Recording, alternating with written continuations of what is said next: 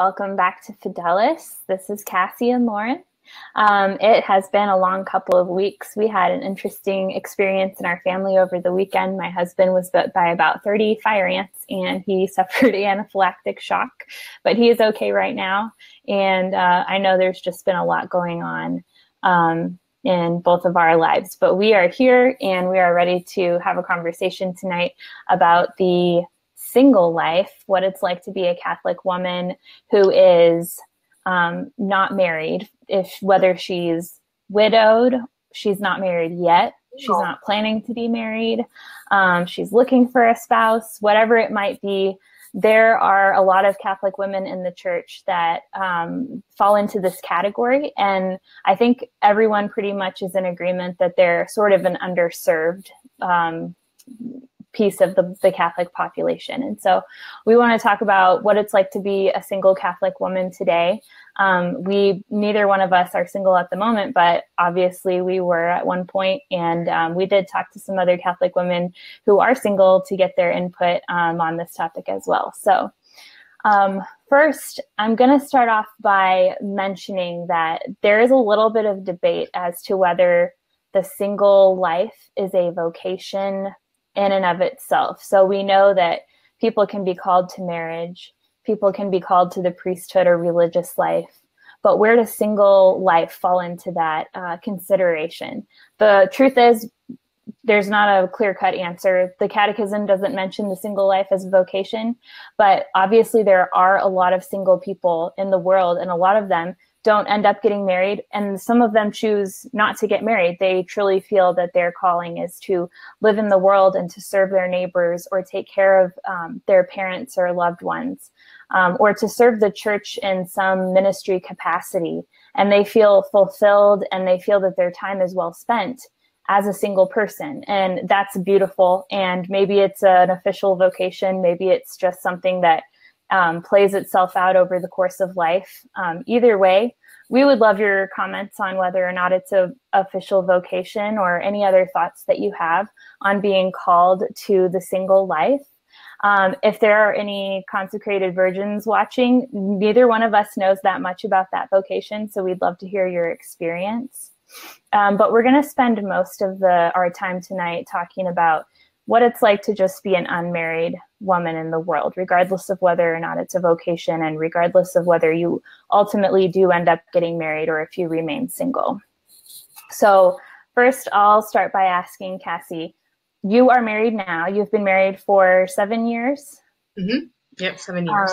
So you were single into your 20s, and you can share a little bit of your experience about that with us. Yeah, so I dated a lot through my teenage years and my 20s, and I had a hard time with that. Being single in this day and age is, I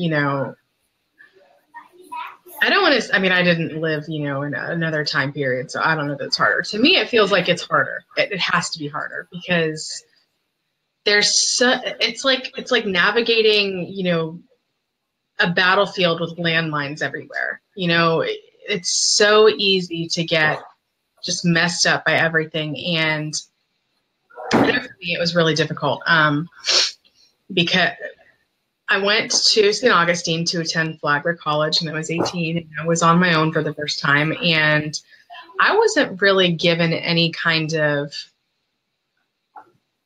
I was extremely naive. I was very gullible, and I didn't have any tools to navigate the world that I was about to be in. So, I go off to another place. I'm living in the dorms by myself. And pretty much the first thing that happens is I get caught up in a relationship with, an older guy. He was 29. I was 18, which, should have set off red flags right there. But of course it didn't. Partly because my parents have a pretty sizable age difference. There's a 9-year gap between them. So for me, I'm thinking, well, hey, it works for my parents, and he's more mature and all of these things, but, no. So, I date this guy and end up being in an abusive relationship. First thing, 18 years old, first time out of the house. And ended up, getting out of that relationship, but it really messed up my interactions for the rest of the time that I was single. Mm. And I spent a lot of time kind of going from, guy to guy to guy to guy. And, my self-esteem, my self-worth was just really, really low. And I was always trying to find something to like fill the hole, within myself. Mm-hmm. And I guess in a way to prove that I did have value, mm-hmm. Because I felt like I didn't. And I wasn't very good at, playing the game. Now that's what you have to do when you're single. There's no like you go on a date and, the guy asks you to be his girlfriend or whatever. No, you just play all the games, like you can't call after a certain amount of time. You can't appear too attached. I was not very good about that. Mm-hmm. I always felt too attached. Mm-hmm. You're not supposed to do that these days. You're supposed to, even if you don't actually have like a thriving life, you have to make it sound like that because you don't want to come across as being needy or, I feel like women really get the short end of the stick now with the single, life. Yeah. So that was kind of, where I was for pretty much all through my 20s. And it was pretty miserable. It was definitely not enjoyable. And I have a lot of regrets, like looking back as to how that was, but, there's not a whole lot I can do about it now. And ultimately, my husband and I, we knew each other all through high school. From when we were very young. So we were ultimately able to kind of reconnect and get together and get married, and that was why I said last week, in a lot of ways, he saved me from this kind of, mm-hmm. I don't want to say downward spiral because it wasn't mm-hmm. a downward spiral, but just not a great, situation. So yeah, that's my experience with the single life. So you're kind of stuck playing the dating game, and it sounds like you're kind of relying on finding a man when you're in that game who is like ready to settle down, because it sounds like it's kind of up to the guy and the girl just has to go along for the ride. Yeah. And see, the thing is that now being older and, probably actually being married helps. Now I can look back and think, you should have asserted yourself more, like why put up with that? Like if they're not ready for what you want, then send them to the curb. But it's hard to think like that when, again, first, you're coming off of this, abusive relationship and your sense of self-worth has just been like annihilated. And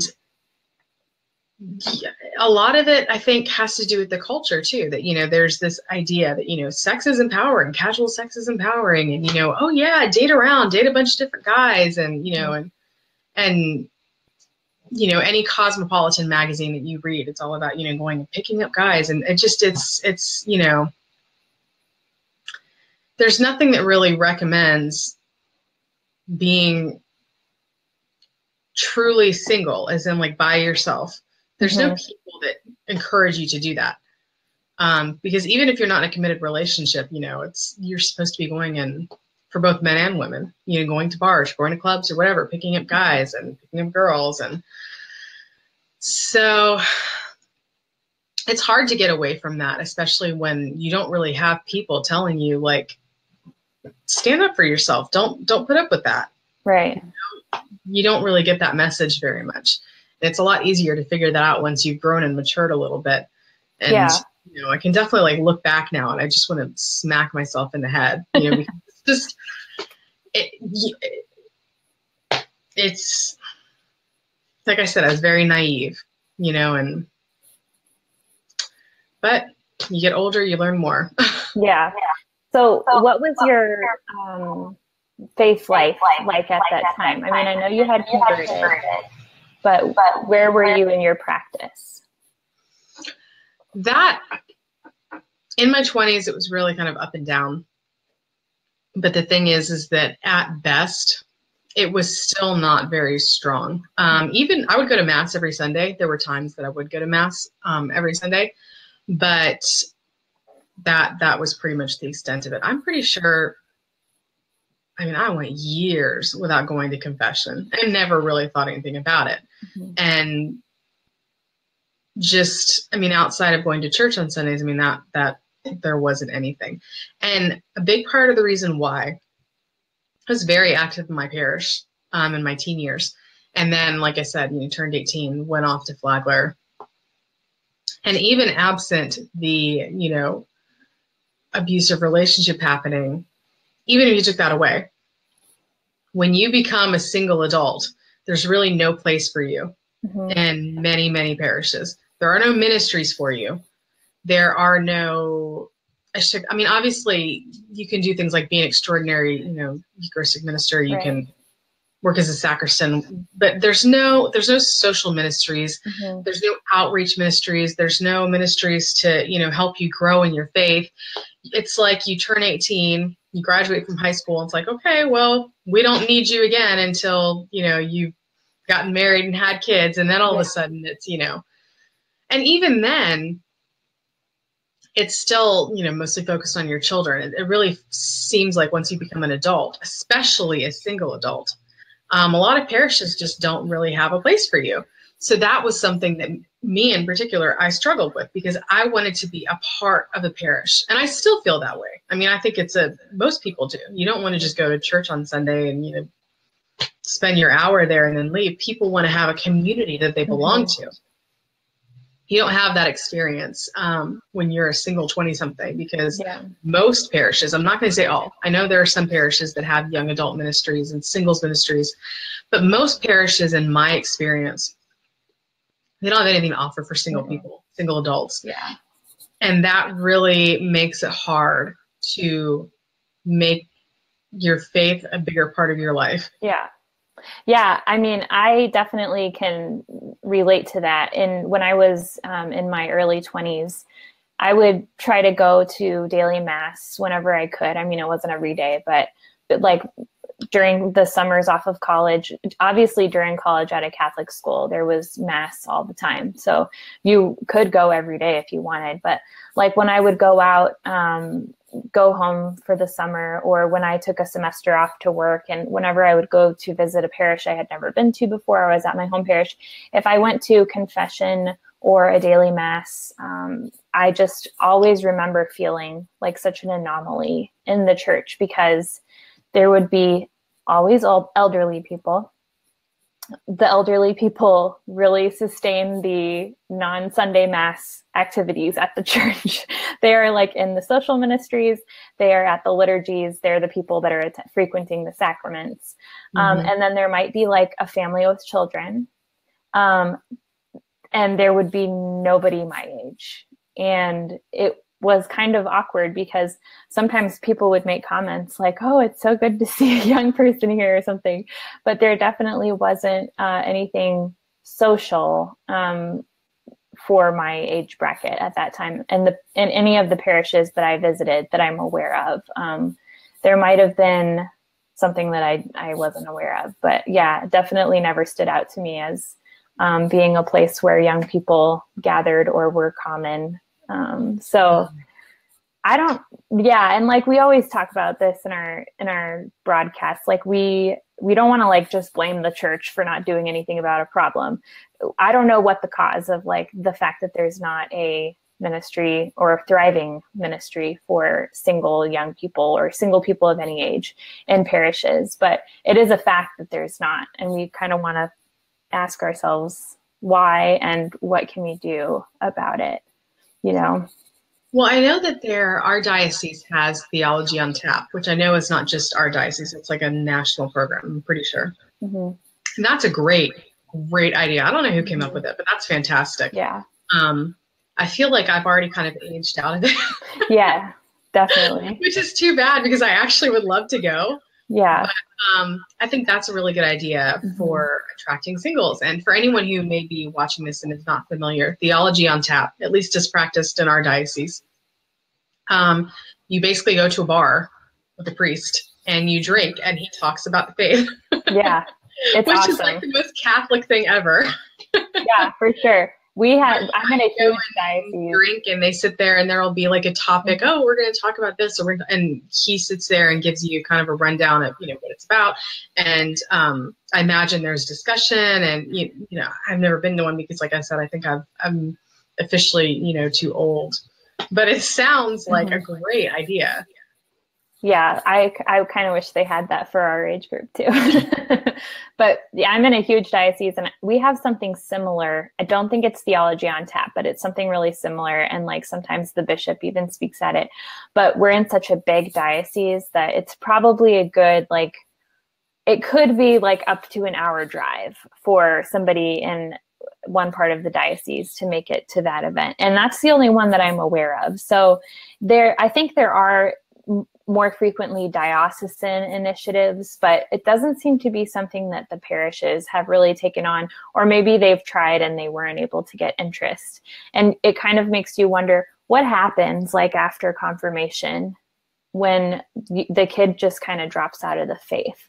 What is it that we as parents or catechists didn't do well enough to like make our children want to stay involved in their faith once they left the nest, you know, because it seems like that's where the fall off is happening, is when they leave for college, like you said.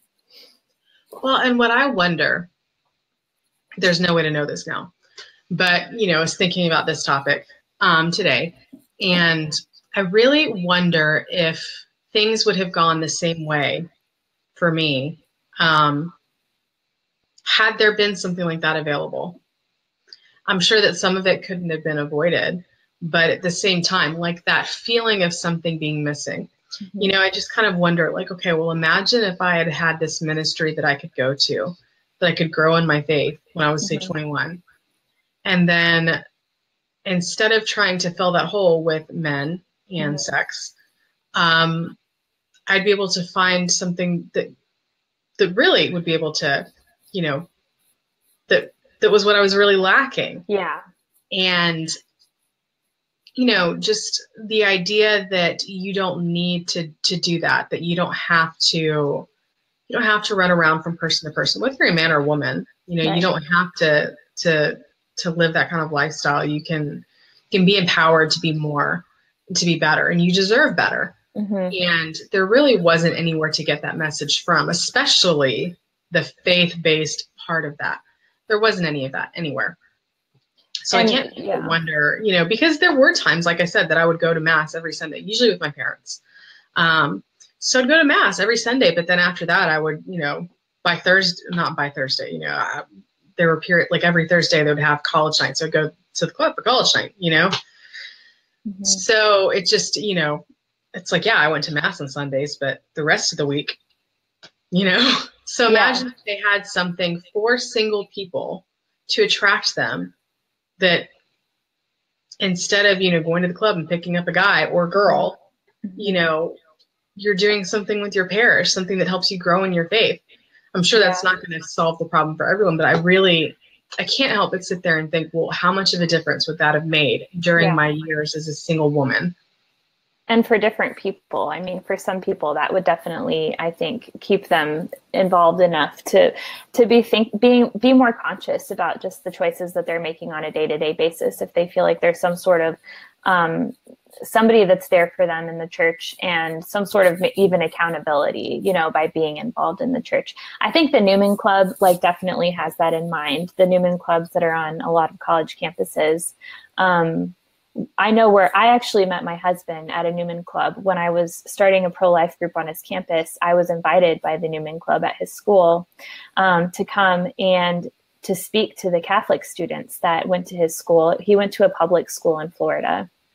And the way that it was set up is they had like their student quad, and then one of the little, I guess you would say, rooms off the side of the quad that you could go in through a glass door, and the whole front of it was glass so you could see inside. You would go in and they would have Mass in there, but they also just had like a bookshelf full of Catholic books. You could go in there and do your homework. They had couches. It wasn't a fancy place, you know, they didn't have to pour a bunch of money in it to make it welcoming, but it was just unlocked, and it was there and it was open. And the priest would pop in there and hear confessions. and you could just know that if you went in there, there would be other Catholic students. And so I know that that is what kept my husband kind of like grounded during college, is that he had that camaraderie and access to the sacraments right there on campus. But not every school has that.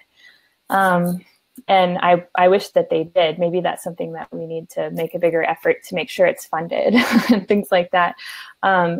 Another thing that is cool that I've seen is a parish I used to go to in Houston. That's actually the parish that's responsible for most of the vocations that come out of our diocese, for most of the vocations to the priesthood, at least. They're doing something right. They have a program where they send care packages to college students. So not just people who went to the parish, but if you go to the parish, they send out a request every year for you to give them the name and address of anybody who is in college in your family.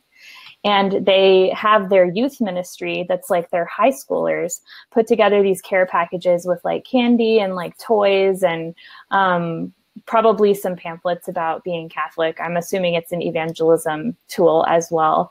And they put together these care packages, and you as a parishioner just give them the name and address of your college sibling or like child or friend, and they will send a care package to that person at college and say, this is from the parish of blah, blah, blah, and we're praying for you and we care about you. And I think that's just such a nice gesture. I mean, and I also think it's good for the student who's in college and receiving the care package, but it's also good for the high schooler that's putting it together, because it's making them conscious of, I think they'll be thinking about themselves going off to college and start to think about what are the choices that I'm going to be making and how can I stay connected to my parish after I leave. And so there are some parishes that are kind of like trying to keep those, that demographic in mind, but absolutely. Yeah, it's especially hard though if you've gone through not having that outreach, and then you get into your 20s, and then maybe you get into your 30s or 40s and you're still not married, and it becomes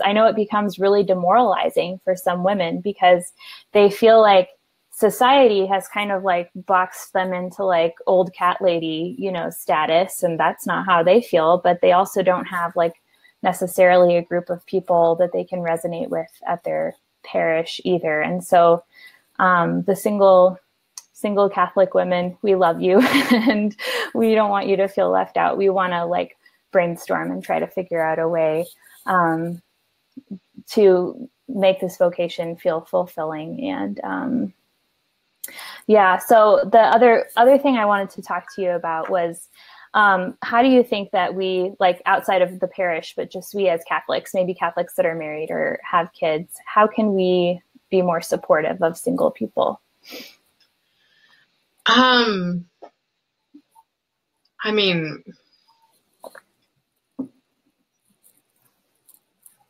I think just having the resources available, I didn't particularly want to be around married people a lot when I was single. I wanted to be around other single people. Well, maybe if I was in a relationship, it'd be one thing, like a boyfriend and I, to be around another married couple, that would be, one thing. But just me as a single person, I didn't really want to be around married people. So, that's a hard thing to say, because part of the problem is that, at least in my opinion, even when you aren't a hot mess like I was, being single is still, it's hard. For some people, I take that back. Some people, I know there's some people that love being single and they love the freedom and everything, but just when it comes to the Catholic culture, it's hard because there's just not really a place for you. So, it could just be as easy as being welcoming, like if you were to, let's say you were to start a ministry for women at your church, and it's not specifically for, married women or single women, it's just for women, like don't have it all be play dates like that right there, like, or date nights. A lot of ministries, I know that's what they have, for women, is it tends to be, not intentionally so, but it tends to be kind of geared towards, wives and mothers. Yeah. And this demographic that you're trying to reach of women that are single, that are in their early 20s or their late 20s or whatever, you know, you don't want to alienate them. You want to have activities and things that they can do too, whether it's social activities like, you know, having girls night out, or, you know, faith-based things. You know, you don't want to have all of your talks be about, you know, oh, well, Catholic motherhood or Catholic marriage. You know, you want to have some things that they can relate to also. So even if you weren't to have specifically single things, right, having something that they can at least be involved in and that they don't feel, you know, othered. Oh, well, everyone else here is a wife and a mom, but I'm the only single girl.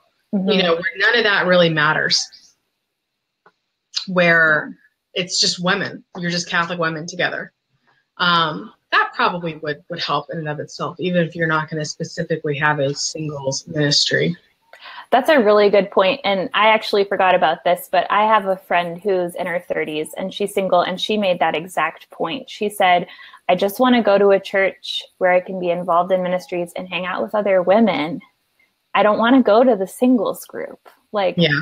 Maybe you're not actively looking for a husband, you know, maybe you just want to like go and hang out with other Catholic women and talk about life and just feel like you share the same faith, you know? So I do think that there's really a tendency, like you said, for groups to tend to have people that are in the same life situation. And that's nobody's fault, but we should just be conscious when if we create a women's group, don't let it end up just being a married women's group. If the group says it's a women's group, make sure that you're inviting other people. Because yeah, that's definitely something that my friend brought up. And it's not even something that, I mean, almost every parish that I've been to that has a men's club, for example, even though it's supposed to be for any parish man, it tends to be, in my experience, the older married men. You know, like 50 and up are the ones that participate. Same with CCW, the Council of Catholic Women. Tends to be all, you know, same thing, older married women. Yeah. It's even if it's not intentionally that way, I've noticed that ministries definitely kind of put people in their little boxes and this is where you belong. And, you know, it can be hard to break out of them. And when you already feel kind of alienated, it doesn't help. Like I remember I went to CCW once and I had a similar reactions to what you mentioned, where everyone, all these older women were so excited about, you know, oh, we're so glad we have a young person here, which it just made me feel kind of uncomfortable. You know, like it didn't make me want to keep going because it's like, okay, well, you know, I'm the one, it makes you feel kind of weird and out of place. Yeah. So, I mean, there has to be ways of reaching out to single people because even when you've got, you know, all of your stuff together, it can be challenging. It's so challenging to find a place where you feel like you belong. Yeah. And the church should really be there to give people that. Not only that, but I mean, especially when you sit there and think about that, so many people in our generation have grown up with just this horrible catechesis. And I know that was another thing. Even when I was not really great about my faith, there were certainly times where I sat there and I want to learn more. I would think that to myself. But there wasn't anywhere for me to go. They didn't have theology on tap then when I was, 19. Right. And so it's like you can go to youth group and then you graduate from high school and, oh, well, all your learning opportunities are over. If you wanted to learn something about the faith, well, too bad. Right. You know, which is part of the reason why Theology on Tap is such a great program because, well, here's this way that people that are, young adults can learn more, continue to learn and grow.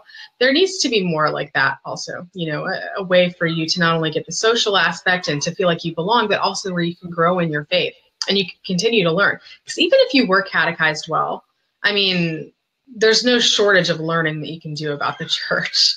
No.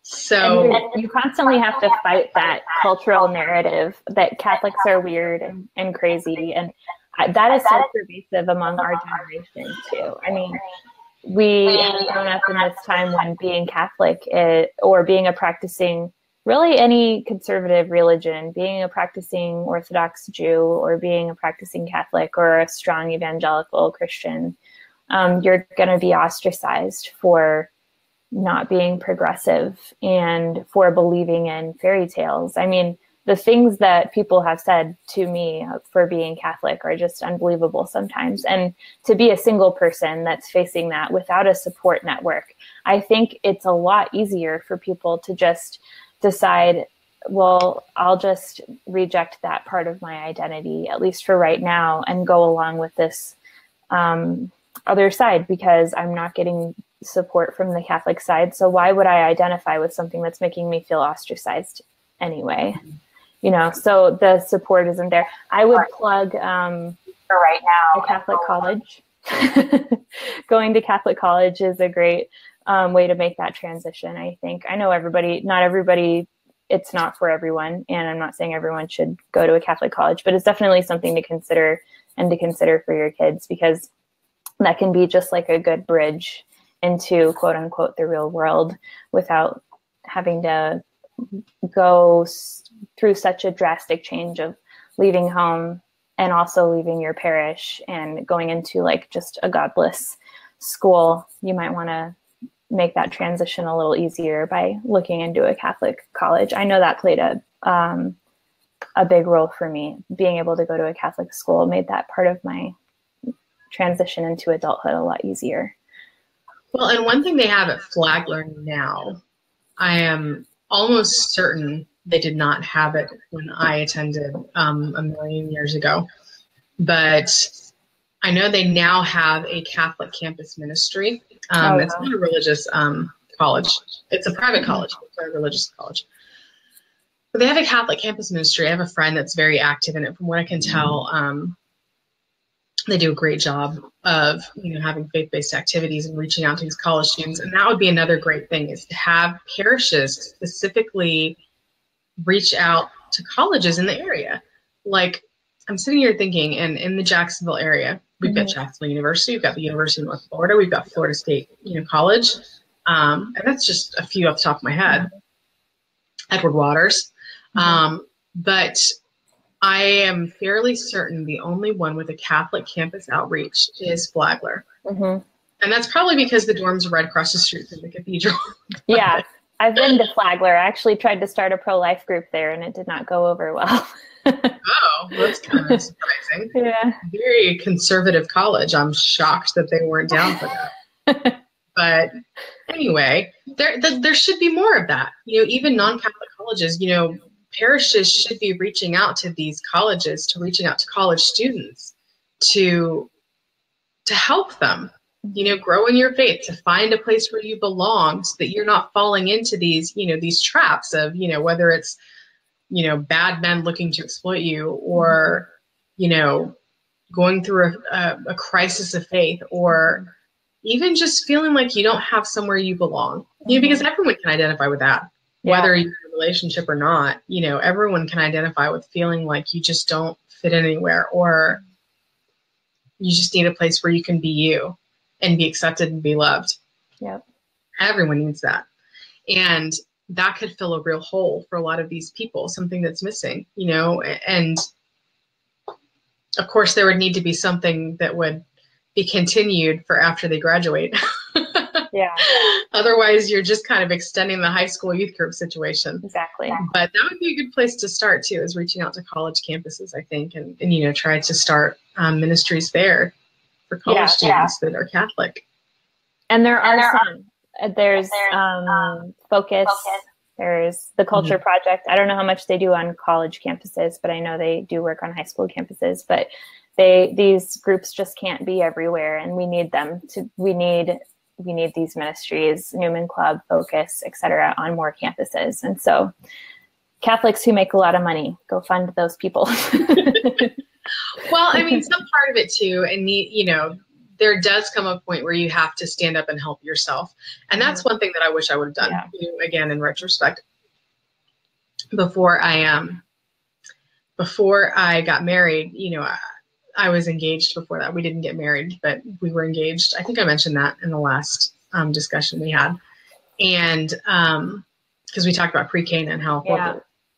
But we had talked about this issue and how there was really no place for people our age in, you know, our parish. Mm-hmm. And so we sat there and we talked about, why don't we start a young adult ministry? Mm-hmm. Why don't we just do it? We didn't. Mm-hmm. Mm-hmm. But now I'm looking back and it's like, why? You should have just done that. Why didn't you do that? You know, there comes also a point where if no one is giving you what you need, then, you know, hey, be the change you want to see in the world. Stand up and do it yourself. Welcome to Dallas. You know, so I wish I had done that. I wish I'd taken more of an initiative to do that myself, because I certainly had the idea. I don't know why I didn't go through with it. I think I just, you know, I just didn't put in the effort. But, you know, I should have, because imagine if I had, that ministry could still be around to this day, theoretically, helping other single people that were in similar situations. But I didn't do it. So now it's, you know, so like if you're at college and there's no campus ministry for you, then hey, maybe go approach the nearest parish and talk to them about starting one. There's not a young adults group. Maybe go to the pastor and say, hey, can I start a young adults group? Or if they don't have theology and tap at your diocese, maybe see about bringing it. Yeah. You know, you don't have to always sit back and wait for someone to do it for you, to bring something for you. Yeah, and you don't even have to wait for it to be approved if you do it within like a church or a school. You can just get Catholic people together and go out to Starbucks or something, you know, and in the meantime. Yeah, I mean, the parishes definitely need to be more welcoming of single young adults. And we as women, you know, like we mentioned, need to be more welcoming of single women also. But then, you know, it's a two-way street. You've got to be able to take the initiative yourself also. Amen. Because if you wait for someone to do it for you, it may never happen. Isn't that so true? I am living proof. There you go. I think that's a great place to leave it. What about you? Yeah, it's great. Yeah, good. So we just wanted to get this conversation started. Feel free to weigh in the comments. Feel free to share our video, like our page, tell your friends to do the same. And we will talk to you guys hopefully next Thursday or next Wednesday, barring any unforeseen circumstances, which do happen to arise to us both very frequently. But all things considered, thank you guys so much for joining us tonight, and we will talk to you next time.